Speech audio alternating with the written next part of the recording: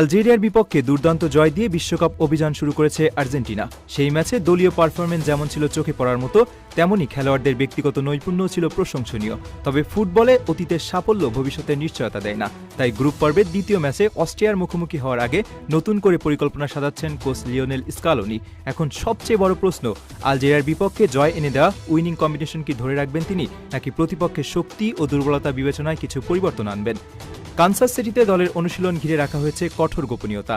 সাংবাদিকদের প্রবেশ সীমিত করা হয়েছে এবং স্কালোনিও তার কৌশল নিয়ে মুখ খুলতে নারাজ। তবে আর্জেন্টাইন সংবাদ মাধ্যমের বিভিন্ন সূত্র বলছে, একাদশে অন্তত 2 থেকে 3টি পরিবর্তনের সম্ভাবনা রয়েছে। সবচেয়ে বেশি আলোচনা হচ্ছে আক্রমণ ভাগ নিয়ে।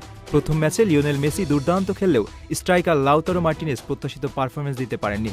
বেশ কয়েকটি সুযোগ পেয়েও গোলের দেখা পাননি তিনি। ফলে তার জায়গায় জুলিয়ান আলভারেজকে শুরুর একাদশে দেখা যেতে পারে বলে ধারণা করা হচ্ছে। আলভারেজের গতি, প্রেসিং এবং প্রতিপক্ষের রক্ষণে চাপ সৃষ্টি করার ক্ষমতা স্কালোনির পরিকল্পনায় গুরুত্বপূর্ণ ভূমিকা রাখতে পারে। মিডফিল্ডে খুব বেশি পরিবর্তনের সম্ভাবনা না থাকলেও পরিস্থিতি অনুযায়ী কিছু কৌশলগত সিদ্ধান্ত আসতে পারে। এনজো ফার্নান্দেস, রদ্রিগো ডি পল এবং ম্যাক অ্যালিস্টারের সমন্বয়ে প্রথম ম্যাচে দারুণ কার্যকর ছিল। তবে অস্ট্রিয়ার বিপক্ষে আরও আক্রমণাত্মক ফুটবল খেলতে চাই থিয়াগো আলমাদার পরিবর্তে নিকো গঞ্জালেসকে সুযোগ দেওয়া হতে পারে। নিকোর গতি এবং উইং থেকে আক্রমণে যোগ দেওয়ার দক্ষতা দলকে অতিরিক্ত সুবিধা এনে দিতে পারে। রক্ষণ ভাগেও রয়েছে কিছু আলোচনা। রাইট ব্যাক পজিশনে গঞ্জালো মন্তিয়াল এবং নাহুয়েল মলিনার মধ্যে লড়াই চলছে। আলজেরিয়ার বিপক্ষে মলিনা বেশ ভালো খেলেছেন এবং আক্রমণেও অবদান রেখেছেন, তাই তাকেই এগিয়ে রাখা হচ্ছে বলে মনে করা হচ্ছে। অন্যদিকে চোট কাটিয়ে নিকোলাস তাগলিয়াফিকো পুরোপুরি ফিট হয়ে ফেরায় বাম দিকের রক্ষণ আরও শক্তিশালী হবে। অস্ট্রিয়াকে হালকাভাবে নেওয়ার কোনো সুযোগ নেই। তারা নিজেদের প্রথম ম্যাচে জর্ডানকে হারিয়ে আত্মবিশ্বাসের তুঙ্গে রয়েছে।